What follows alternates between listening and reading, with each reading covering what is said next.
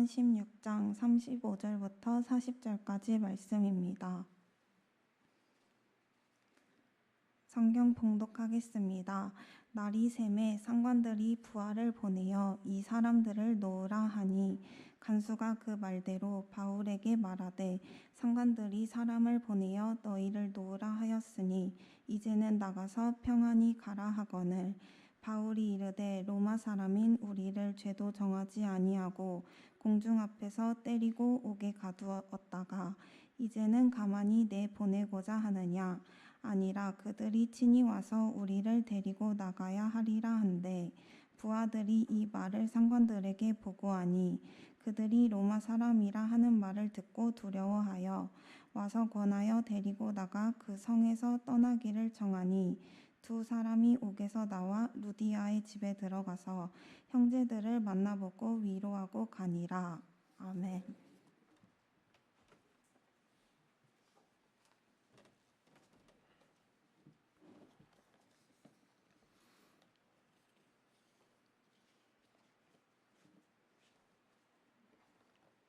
예, 오늘 청년부 참여 예배를 드리는데 우리 청년부를 위해서 이 시간에 같이 한번 기도하면 좋겠습니다. 우리 짤막하게 기도하시는데 우리 청년들이 하나님의 사람 예수의 제자로 잘 세워지게 해달라고 여러분 기도하시고 특별히 청년의 시기에 새벽 이슬 같은 그런 청년들로 세워지고 거룩한 옷을 입고 즐거이 헌신하는 청년들 되게 해달라고 기도해 주시기를 바랍니다. 그리고 혹시라도 우리 청년들 가운데 아직 복음을 제대로 듣지 못하고 알지 못하고 또 예수 그리스도 구주로 영접하지 못한 청년들이 있다면 성령님께서 은혜 주셔서 복음을 통해 예수 그리스도 영접하고 거듭나 구원받는 그런 은혜의 역사 있게 해달라고 또 기도해 주시기를 바랍니다.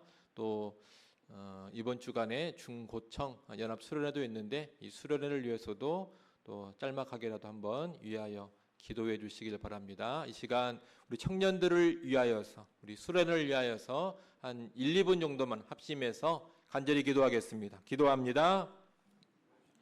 아버지 하나님 참으로 감사합니다. 우리 귀한 은혜 예배를 허락하여 주시고 특별히 이 시간 청년부 참여를 드리면서 우리 청년들을 위해서 기도하시켜 주셔서 감사를 드립니다. 사랑하는 청년들을 기억하시고 주님 은혜 위에 은혜를 더하여 주시옵소서. 우리 청년들이 참으로 이 귀한 청년의 시기를 허비하지 않게 하시고 참으로 하나님 앞에서 귀하게 보내게 하여 주시옵소서. 부패한 세상 타락한 세상 속에서 세상의 풍조와 세상의 시류에 휩쓸리지 않게 하여 주옵소서.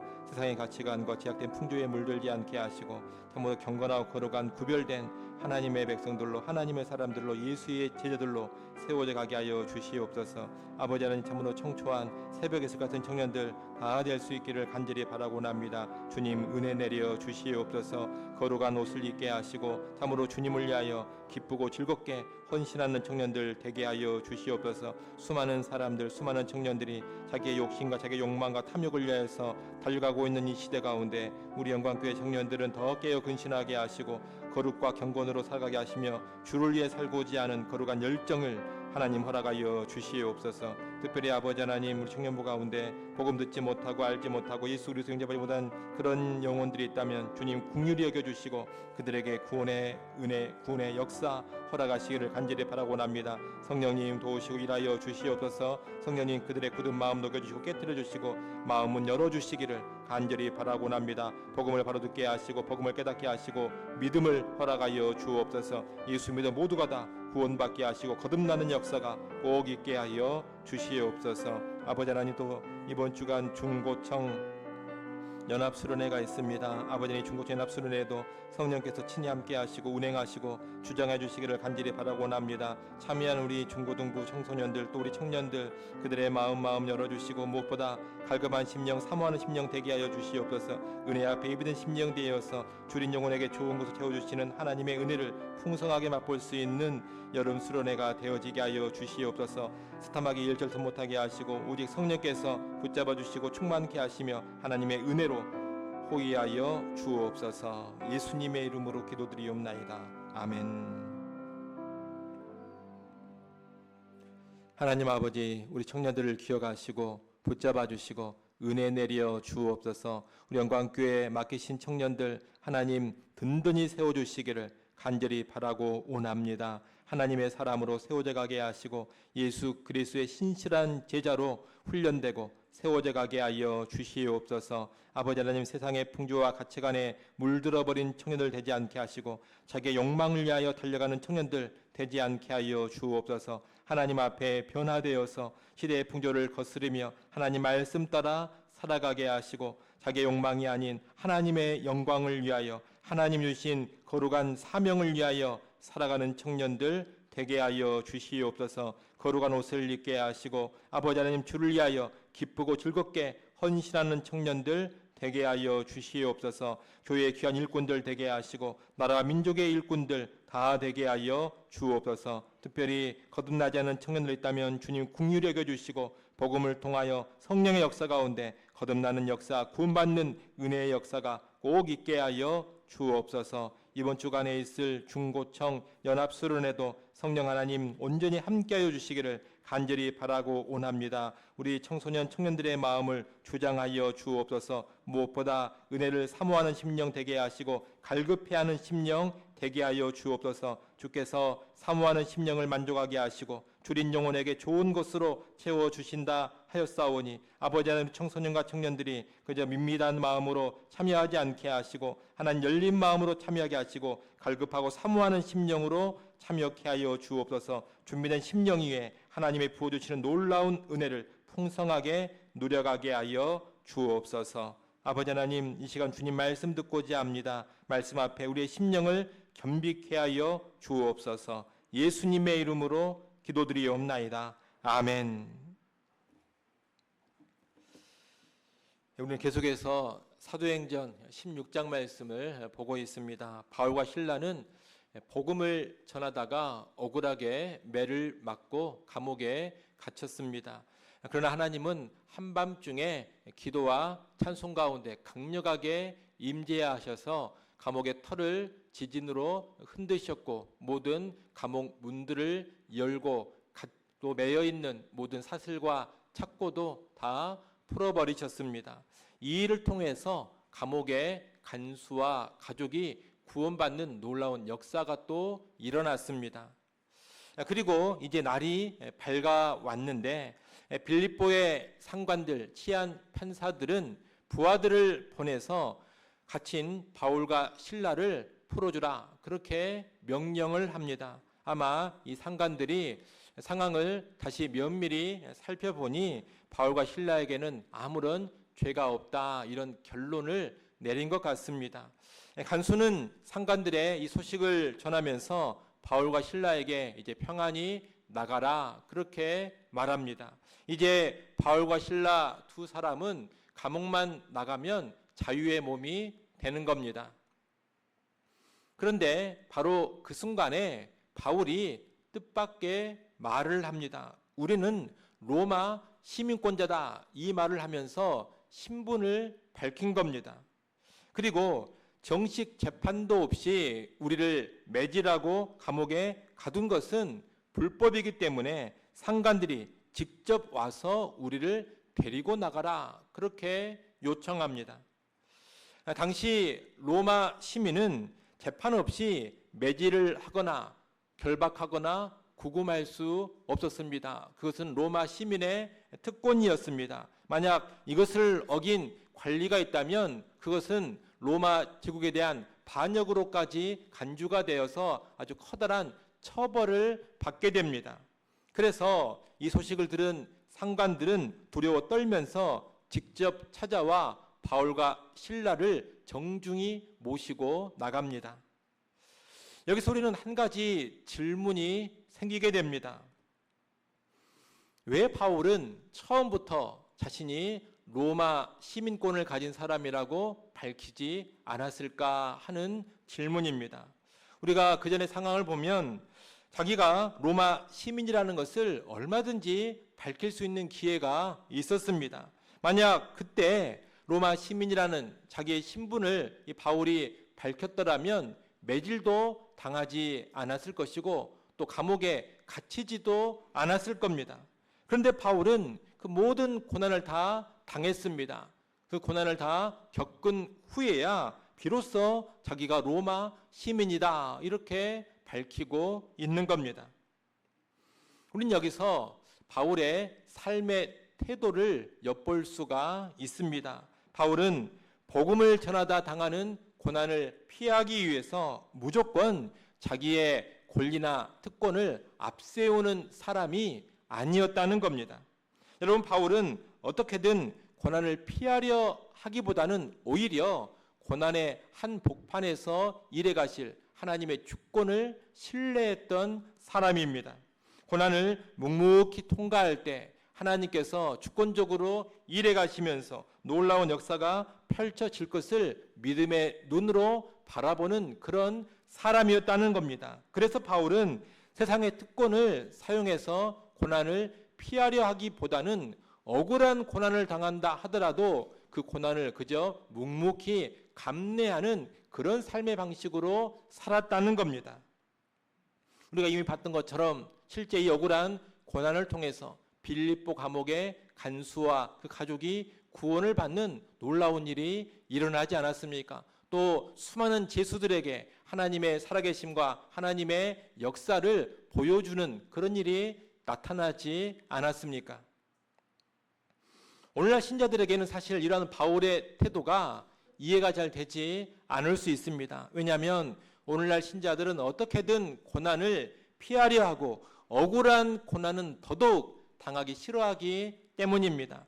바울 같은 태도를 보면 어떤 생각을 하느냐? 바보 같다 이런 생각을 합니다. 아니 그런 권리가 있는데 왜 쓰지 않고 억울하게 매를 맞고 억울하게 감옥에 갇히느냐? 멍청하다 이런 생각을 한다는 겁니다.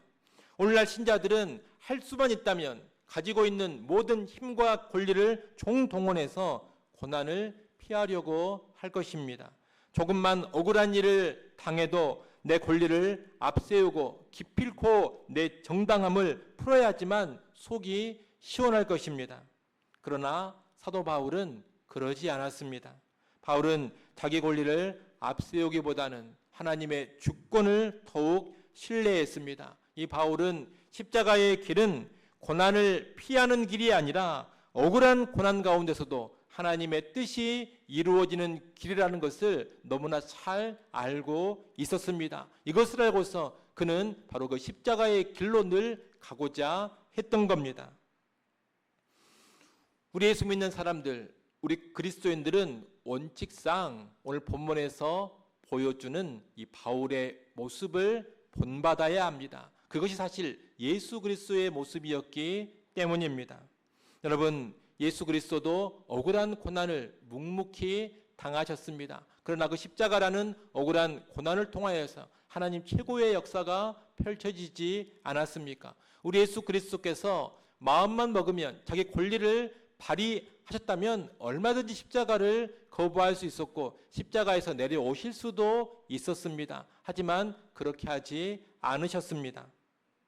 바울 역시 그런 삶으로 나간 겁니다. 그러니 오늘 우리도 그러한 삶으로 나아가야 한다는 겁니다. 오늘 우리에게도 저마다 하나님께서 허락하신 크고 작은 로마 시민권과 같은 것들이 있을 수 있습니다. 그것이 물질일 수도 있고 지식과 재능일 수도 있고 직장과 사회에서의 지위나 영향력일 수 있습니다. 또 가정 안에서의 정당한 권리일 수도 있습니다. 중요한 것은 뭐냐? 그것들을 어디에 사용하느냐 이것입니다. 혹시 우리는 내 자존심이 상할 때, 내가 손해볼 때, 내가 부당한 대우를 받을 때만 그런 것들을 사용하고 있지는 않습니까? 왜 내가 이런 대우를 받아야 하는가 하면서 내 권리를 앞세우는 데에만 익숙해져 있지는 않습니까? 여러분, 참된 성도는 자기 자신을 위해서는 가지고 있는 힘과 권리를 내려놓을 줄 아는 사람입니다. 직장과 가정과 교회에서 억울한 일을 당할 때도 내 권리를 휘둘러 어떻게든 상대를 이기려고 하는 것이 아니라 오히려 하나님께 맡기고 묵묵히 인내할 줄 아는 사람, 이런 사람이 참된 성도입니다. 약할 때 강함이 되고 고난을 거쳐 하나님의 뜻이 이루어지는 그 십자가의 길로 기꺼이 나아가는 사람이 참된 성도입니다. 바로 그것이 세상과 다른 그리스도인들의 삶, 세상과 다른 신자의 삶입니다. 예수님께서 산상수훈에서 가르치신 내용도 바로 그런 내용입니다. 억지로 오리를 가게 하거든 심리를 같이 가지고, 그리고 오른뺨을 치거든 왼뺨을 돌려대고 겉옷을 가지고자 하거든 속옷까지 내어주라. 예수님이 그렇게 산상수훈에서 가르치시지 않았습니까? 그것이 바로 십자가의 도로 살아가는 모습이요, 그것이 바로 예수를 따르는 신자들이 보여줘야 될 삶의 모습인 것입니다. 물론 그렇게 사는 것이 쉽지 않습니다. 참으로 힘들고 어렵습니다. 그래서 이런 삶은 그저 인간의 힘과 결단과 의지만으로 되는 것이 아닙니다. 성령께서 도와주셔야지만 되는 것이고, 성령께서 역사하사 능력을 주셔야지만 가능한 삶입니다. 여하튼 우리 신자들은 성령의 능력 안에서 세상 사람들은 살 수 없는 그런 삶을 살아가는 사람들이라는 겁니다. 여러분, 힘이 있어도 절제할 줄 알아야 됩니다. 억울함 속에서도 힘을 바로 쓰기보다는 하나님을 바라보면서 묵묵히 인내할 줄도 알아야 합니다. 그것이 신자의 삶입니다. 아무쪼록 성령의 능력 안에서 그런 삶 살아갈 수 있는 저와 여러분이 될 수 있기를 간절히 바랍니다. 그런데 오늘 본문에는 반전이 하나 나옵니다. 앞서 본 것처럼 이 침묵했던 바울이 이제 풀려나는 그 순간에 갑자기 자기의 로마 시민권을 밝히면서 관원들의 책임을 묻고 있는 겁니다. 여러분, 왜 그랬을까요? 하룻밤을 지나면서 분노가 치밀어 올라서 자기 억울함을 한번 풀어보기 위해서였을까요? 그렇지 않습니다. 바울의 관심은 자기의 명예 회복이나 복수하는 데 있지 않습니다. 그의 관심은 지금 어디에 있느냐? 이제 막 세워진 빌립보 교회에 있습니다. 바울과 실라는 이제 곧 빌립보라는 도시를 떠나야 합니다. 그러면 빌립보에는 루디아와 그의 가정, 그리고 간수의 가족을 비롯한 이제 막 예수를 믿은 연약한 성도들로 이루어진 교회만 남게 됩니다. 만약 매를 맞고 옥에 갇히기까지 했던 이 바울이 아무 일 없었다는 듯이 조용히 이 도시를 떠난다면 빌립보 사람들은 바울을 통해 세워진 이 교회를 얼마든지 함부로 대할 수가 있었을 겁니다. 그래서 많은 학자들은 바울이 이때 시민권을 행사한 것은 남겨질 이 빌립보 교회를 보호하기 위한 조치다, 그렇게 해석을 합니다. 실제로 빌립보의 상관들은 바울의 말을 듣고 두려워하면서 직접 감옥으로 찾아와 바울과 실라를 정중히 모시고 나갑니다. 이 일을 통해서 바울은 빌립보의 권력자들에게 분명한 메시지를 전하고 있는 겁니다. 내가 너희들의 잘못을 고발하지 않고 조용히 넘어가 주겠다. 하지만 분명히 기억해라. 이 빌립보 교회는 로마 시민권자인 나와 연결되어 있는 공동체다. 만약 내가 떠난 후에 여기 남아있는 사람들을 함부로 건드린다면 너희가 저지른 그 큰 잘못에 대하여서 책임을 져야 할 것이다. 이런 일종의 경고의 메시지를 바울이 보낸 겁니다. 이렇게 바울은 자기의 로마 시민권을 사용해서 빌립보 교회를 위한 든든한 방어막을 쳐준 겁니다. 결국 여러분, 이 바울은 자기 자신을 위해서는 로마 시민권을 사용하지 않았는데 교회를 위해서는 바로 그 권리를 사용했다는 겁니다. 자기의 유익을 위해서가 아니라 교회의 유익을 위하여서 하나님께서 주신 그 특권, 세상의 권리를 사용했다는 겁니다. 여기서 우리는 또 한 가지 질문을 해볼 수가 있습니다. 앞에서 신자의 삶은 어떤 삶이라고 했습니까? 고난을 기꺼이 감당하는 삶, 억울한 고난도 묵묵히 인내하며 감내하는 삶, 이것이 그리스도인다운 삶, 신자다운 삶이다. 그렇게 말씀을 드렸습니다. 필요하면 억울한 고난도 기꺼이 감수하는 것이 분명 그리스도인의 삶입니다. 바울이 그렇게 살았습니다. 그러면 빌립보 교회도 그렇게 사는 것이 마땅하지 않습니까? 빌립보 교회도 그리스도인들이기 때문에 바울처럼 억울한 고난도 묵묵히 당해야 하지 않습니까? 그런데 바울은 왜 이 빌립보 교회는 보호하려고 했을까요? 다른 이유가 아닙니다. 그것은 빌립보 교회가 이제 막 시작된 너무 어린 교회였기 때문에 그런 겁니다. 갓 태어난 아기에게 너도 추위를 견디는 그런 사람이 돼야 된다. 강하고 성숙한 사람이 돼야 된다. 그러면서 들판에 내던질 수는 없는 겁니다.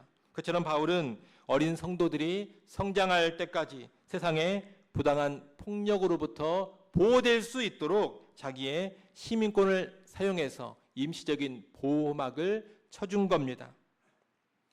이러한 바울의 모습은 오늘 우리의 삶에도 귀한 교훈을 줍니다.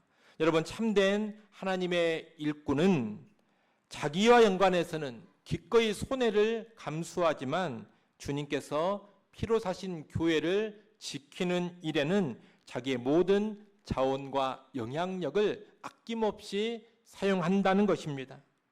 여러분, 하나님께서 여러분에게 건강과 시간을 주셨다면 기도와 섬김으로 교회를 지키고 세워가십시오. 특별한 재능을 주셨다면 그 재능으로 교회를 돌보시고 세워가십시오.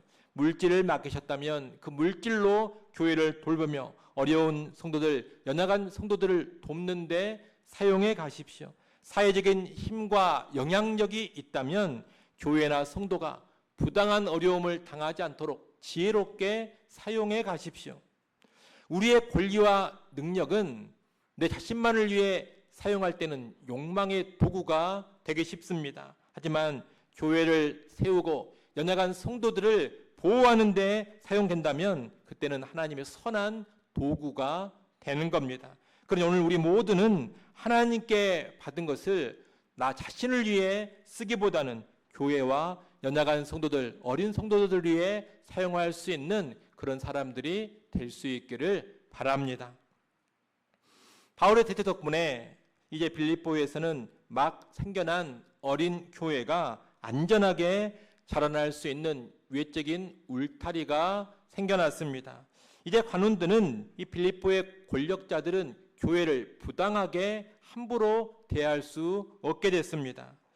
그러고 나서 바울이 한 일이 오늘 본문 40절에 나옵니다. 여러분, 오늘 본문 40절 말씀을 여러분이 한번 읽어보십시오. 40절 말씀 읽습니다. 두 사람이 옥에서 나와 루디아의 집에 들어가서 형제들을 만나보고 위로하고 가니라. 아멘. 두 사람이 옥에서 나와 루디아의 집에 들어가서 형제들을 만나보고 위로하고 갔다 그럽니다. 바울과 실라는 감옥에서 풀려나자마자 걸음을 재촉해서 가장 먼저 어디로 갔느냐? 루디아의 집으로 갔습니다. 여러분, 왜 루디아의 집으로 갔을까요? 이 루디아의 집이 바울과 실라의 거처이기도 했습니다만 단순히 거처였기 때문에 간 것은 아닙니다. 뒤에 나온 내용을 보면 그곳이 바로 형제들이 모여있는 곳, 빌립보 교회가 모여있는 곳이었기 때문에 루디아의 집으로 곧장 간 겁니다. 여러분, 사람이라면 고초를 겪었던 그 감옥에서 나오는 순간에 무엇이 가장 먼저 생각이 났겠습니까? 아픈 몸, 피곤한 몸을 누이고 깊은 잠을 자면서 휴식을 좀 취하고 싶지 않았겠습니까? 매도 많이 맞은 사람들입니다. 매도 많이 맞았으니 자기들의 치료와 몸의 안위를 먼저 생각할 법도 하지 않습니까? 그러나 바울과 실라는 자기들의 육체적인 피로나 아픔보다 무엇을 먼저 생각했느냐? 교회를 먼저 생각했습니다. 주님의 몸된 교회 성도들을 먼저 생각을 했다는 겁니다. 우리 어린 성도들이 지금 어떤 상태에 있을까? 우리가 같았다는 소식을 듣고 혹시 낭망하지는 않았을까? 시험에 들지는 않았을까? 이 어린 교회가 평안할까? 이런 염려와 이런 근심 가운데 바울과 실라가 있었던 겁니다. 그래서 감옥을 나오자마자 바로 루디아의 집으로 가서 성도들, 형제들을 먼저 만난 겁니다. 바울과 실라의 관심은 무엇보다 어디에 있었느냐? 남겨진 교회와 성도들에게 있었던 겁니다. 자신의 안위와 편안함보다 교회를 먼저 생각하는 깊은 관심과 사랑, 여러분 이것이 바로 오늘 본문의 바울과 실라가 보여주고 있는 모습입니다. 이 모습을 보면서 오늘 우리 삶의 우선순위를 한번 돌아볼 필요가 있습니다. 이제 막 예수님을 믿은 초신자들, 영적으로 어린 신자들은 그렇다 치고 직분자들, 특히 중직자들이라면 이 바울과 실라의 모습을 통하여서 자기의 삶을 한번 성찰해 봐야 합니다.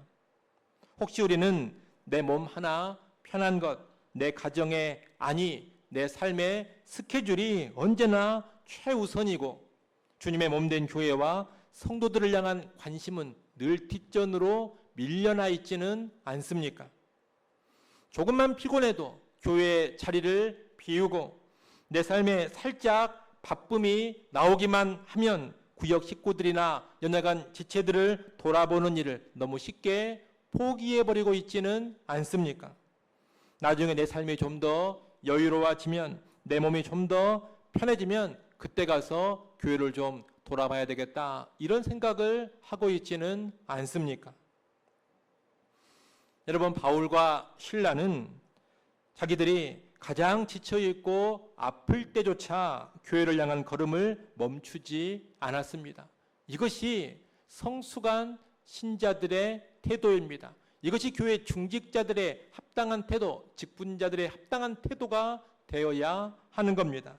내 상황과 기분보다 주님의 몸된 교회를 내 삶의 중심에 두는 태도, 우리 교회는 어떠한가? 우리 교회는 평안한가? 늘 이 관심을 앞세우는 삶, 교회의 형편과 연약한 성도들의 영적인 상태가 걱정이 되어서 기도하지 않고는 견딜 수 없는 심령.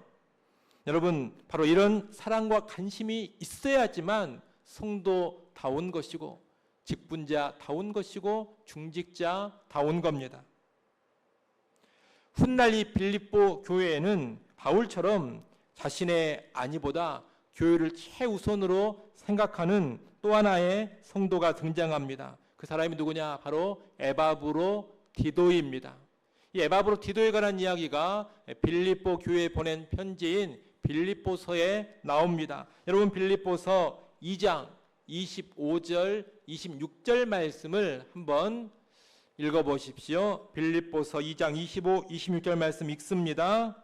그러나 에바브로디도를 너희에게 보내는 것이 필요한 줄로 생각하노니 그는 나의 형제요 함께 수고하고 함께 군사된 자요 너희 사자로 내가 쓸 것을 돕는 자라. 그가 너희 무리를 간절히 사모하고 자기가 병든 것을 너희가 들은 줄을 알고 심히 근심한지라. 아멘. 여러분 이 에바브로디도는 어떤 사람이냐? 빌립보 교회가 옥에 갇힌 바울을 도우라고 파송했던 사람입니다. 빌립보 교회의 파송을 받아서 옥에 갇힌 바울을 돌아보려고 온 사람, 그 사람이 바로 에바브로디도입니다. 그런데 감옥에 갇혀 있는 바울을 섬기다가 이 에바브로디도가 그만 심각한 병에 걸려버립니다. 어찌나 병이 심했던지 그 병을 죽을 병이었다 이렇게 말합니다. 그런데 그가 병상에서 가장 마음 아파하며 근심했던 것이 무엇입니까? 내가 아프다 그 사실이 아닙니다. 내가 죽을 병에 걸려버렸다 이것이 아닙니다. 내가 아프다는 이 소식을 듣고서 빌립보 교회 성도들이 낙심하거나 너무 불필요한 염려에 붙들리지는 않을까? 그것을 에바브로디도가 염려하고 근심을 했다는 겁니다. 무슨 말입니까? 이 에바브로디도는 자신의 죽을 병보다 교회의 평안과 성도들의 마음을 먼저 더 헤아리고 있는 겁니다. 감옥에서 나오자마자 성취하는 몸으로 루디아의 집 교회로 달려갔던 바울, 그리고 자기의 죽을 병보다 교회를 먼저 걱정했던 에바브로 디도, 여러분 이들의 마음 중심에는 언제나 교회, 주의 몸된 교회가 최우선으로 자리 잡고 있었던 것입니다. 여러분 바로 이들이 진정한 주의 일꾼들인 겁니다. 여러분 교회는 예수 그리스도의 몸입니다. 교회는 하나님께서 자신의 핏값을 주고 사신 가장 귀한 공동체입니다. 예수 안 믿는 사람들, 불신자들은 절대로 이해할 수 없겠지만 신자라면 최고의 가치를 두고 가장 중요하게 여겨야 하는 공동체가 바로 교회입니다. 오늘날은 교회를 그저 동호회나 종교 모임 정도로만 인식을 합니다. 그래서 교회에 대한 사랑과 관심이 많이 희박해져 버린 그런 시대입니다. 그러나 하나님의 말씀인 성경이 가르치는 바는 분명합니다. 교회는 최고의 가치이니 교회를 사랑하라, 교회를 앞세우라, 교회를 위해 희생하라는 겁니다. 이 성경의 가르침이 오늘 우리 삶 가운데 회복되기를 간절히 바랍니다. 교회가 그리스도의 몸이라는 것은 예수 사랑과 교회 사랑이 반드시 같이 간다는 뜻입니다. 교회가 그리스도의 몸이니 그 몸인 교회를 사랑하지 않는 자가 어찌 예수를 사랑한다고 말할 수 있겠습니까? 나는 너를 사랑해 이렇게 말하면서 그의 몸을 함부로 대하고 확대한다면 어찌 그것이 참된 사랑이라고 말할 수 있겠습니까? 우리가 누군가를 사랑한다면 반드시 그의 몸을 귀하게 여기고 그 몸을 소중하게 다루게 되어 있습니다. 교회가 예수의 몸입니다. 그렇기 때문에 예수를 사랑하는 사람은 반드시 그러합니다. 교회를 뜨겁게 사랑하게 되어 있습니다. 여러분, 보이지 않는 예수 그리스도를 사랑하는 내 정도를 측량하고 싶다면 다른 거 필요 없습니다. 눈에 보이는 교회를 얼마만큼 사랑하느냐, 이것으로 측량이 되는 겁니다. 예수 사랑과 교회 사랑이 언제나 함께 간다는 것을 잘 아셔야 합니다.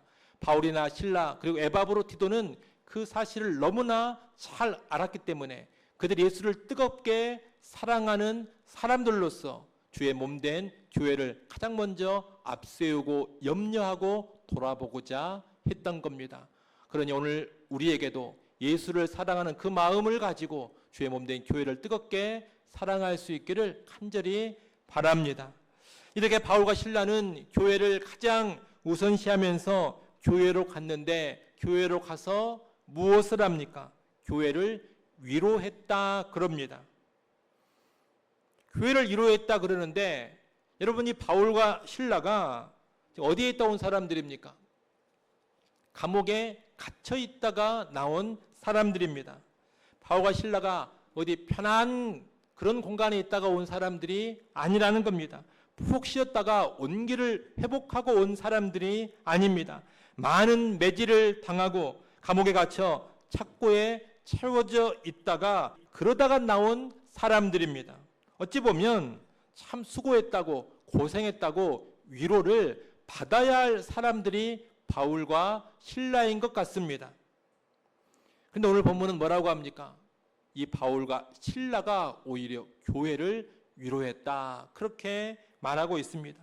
위로를 받아야 할 사람은 바울과 실라 같은데 바울과 실라가 도리어 형제들을 만나보고 위로한 겁니다. 이 또한 성숙한 성도의 모습입니다. 이 바울과 실라가 교회 형제들에게 무슨 위로를 했겠습니까? 여러분, 낙심하지 마십시오. 우리가 깊은 지하 감옥에 갇혀 있을 때에도 하나님은 놀랍게 역사하셨습니다. 우리가 기도하고 찬양할 때 큰 지진이 일어났고 옥문이 다 열리고 매여있던 것이 다 풀어져 버렸습니다. 감옥의 간수와 그의 가족이 구원받는 놀라운 복음의 역사가 감옥 안에서 나타났습니다. 우리가 비록 아픈 일, 억울한 일을 당했지만 그 일을 통해서 하나님의 놀라운 선하신 역사가 일어났습니다. 그러나 여러분, 세상의 박해를 두려워하지 마십시오. 신앙생활하면서 힘들고 어려운 일이 닥친다 하더라도 너무 불안해하지 마십시오. 살아계신 하나님께서 반드시 선한 역사를 이루어 주실 겁니다. 그 무슨 일이 있다 하더라도 여러분과 빌립보 교회를 하나님이 지켜 주실 겁니다. 여러분, 이런 이야기를 하면서 교회를 이루어하지 않았겠습니까? 억울한 고통을 겪어본 사람, 많은 매를 맞은 사람, 그리고 감옥에 갇히고 착고에 채워져 봤던 사람이 이런 위로를 건넸을 때 이 위로가 얼마나 성도들의 마음 깊이 박혔겠습니까? 실제로 이 위로를 받은 빌립보 교회는 정말로 든든히 세워져 갔습니다. 훗날 빌립보 교회는 여러 가지 힘든 여건 속에서도 참으로 아름다운 교회로, 모범적인 교회로 서게 됩니다. 그리고 사도 바울의 아주 든든한 선교의 동력자가 되어줍니다. 바라기는 오늘 우리도 이렇게 교회와 성도들에게 위로를 주는 그런 사람들이 될 수 있기를 바랍니다. 여러분, 여러분의 구역과 전도회 그리고 여러 가지 모임 안에 복음의 위로가 흘러넘치게 해야 합니다. 우리가 모일 때마다 모여서 그저 세상의 유행 이야기나 하고 있고, 부동산 이야기나 하고 있고, 주식 이야기나 하고 있고, 자녀 자랑이나 하고 있고, 혹은 누군가를 험담하고 비판하는 그런 소리들이나 하고 있으면 안 됩니다. 그런 소리들은 교회를 메말라가게 합니다. 교회는 하나님의 은혜를 나누는 간증의 소리, 위로의 소리가 넘쳐나야 합니다. 집사님, 제가 큰 고난을 겪었지만 기도하는 가운데 하나님은 놀라운 평안을 주셨습니다. 집사님의 아픔도 하나님께서 어루만져 주시고 큰 평안을 주실 겁니다. 같이 기도합시다. 성도님, 우리 집안에 이런 큰 어려움이 있었는데 하나님께서 이렇게 합력하여 선을 이루어 주셨습니다. 성도님 가정의 어려움도 하나님께서 반드시 합력하여 선을 이루어 주실 겁니다. 그때까지 인내하며 같이 기도합시다. 여러분, 이러한 위로의 소리들이 많아야 한다는 겁니다. 내가 통과한 고난의 흔적이 힘든 삶을 견디고 있는 다른 지체들을 위로하고 소성케 하는 그런 힘이 되어줘야 합니다. 그런 여러분 삶의 현장에서 지쳐있고 상해 있는 형제 자매가 있다면 꼭 찾아가서 위로를 건네시기를 바랍니다. 우리가 위로하며 누군가의 영혼을 굳게 세워줄 때 교회는 더욱더 든든하고 견고하게 세워져 가는 겁니다. 여러분, 구역 안에, 전도회 안에, 여러분의 교회 안에, 모임 안에 반드시 이러한 위로가 흘러 넘치게 하는데 깨어있는 그런 성도들이 꼭 될 수 있기를 간절히 바랍니다. 이제 말씀을 맺습니다. 오늘 본문에서 바울은 우리에게 교회를 사랑하는 모습을 보여줍니다. 그는 자기 자신을 위해서는 권리를 내려놓았습니다. 그러나 교회를 보호하기 위해서는 자기의 권리를 아낌없이 사용했습니다. 그리고 감옥에서 나오자마자 성취하는 몸으로도 가장 먼저 교회로 달려가서 성도들을 위로하고 믿음 위에 든든히 세웠습니다. 이것이 바로 사실 예수 그리스도의 모습이요, 예수 그리스도의 마음입니다. 예수 그리스도께서는 하늘의 모든 권세를 가지셨음에도 불구하고 자기를 위하여 그 권세를 사용하지 않으셨습니다. 오히려 우리를 구원하기 위해 종의 모습으로 오셨고 십자가에서 자기 자신을 다 내어 주셨습니다. 그리고 지금도 선한 목자로서 자신의 몸된 교회를 철저하게 보호하시고 위로하시며 이끌어가고 계십니다. 그러니 오늘 우리도 예수님을 닮아야 하겠습니다. 나를 위해서는 권리를 내려놓을 줄 알고 교회를 위해서는 내가 가진 모든 것을 기꺼이 사용하는 그런 사람이 되십시오. 나의 편안함보다 교회를 먼저 생각하시고 교회와 다른 성도를 먼저 위로해 주는 그런 사람들이 되십시오. 이런 성도들이 많아질 때 우리 교회는 든든히 세워져 가게 될 겁니다. 이번 한 주간 3가지 질문을 마음에 품고 살아가시면 좋겠습니다. 나는 교회를 위해 무엇을 사용할 것인가? 나는 어떻게 교회를 앞세우며 살아갈 것인가? 나는 누구를 찾아가 위로할 것인가? 이 3가지 질문을 품고 한 주를 살아가십시오. 그래서 우리 교회가 밖으로는 든든히 보호받고 안으로는 복음의 위로가 넘치는 가운데 더욱 든든히 세워져 갈 수 있기를 주님의 이름으로 축원합니다. 기도합니다. 하나님 아버지, 오늘 말씀을 통해 주님의 몸된 교회를 어떻게 사랑해야 하는지 배우게 하시니 감사드립니다. 우리 자신을 위해서는 힘과 특권을 절제하기를 원합니다. 나와 연관해서는 기꺼이 십자가를 지게 하시고 주님의 교회를 세우고 연약한 성도들을 보호하는 일에는 하나님께서 주신 것들을 기꺼이 사용하게 하여 주옵소서. 또한 언제나 주의 몸된 교회를 먼저 생각하며 낙심하고 지친 지체들을 찾아가서 위로하고 격려하게 하여 주옵소서. 우리 영광교회가 밖으로는 든든히 보호받게 하시고 안으로는 복음의 위로가 넘쳐나는 그런 공동체가 되게 하여 주옵소서. 예수님의 이름으로 기도드리옵나이다. 아멘.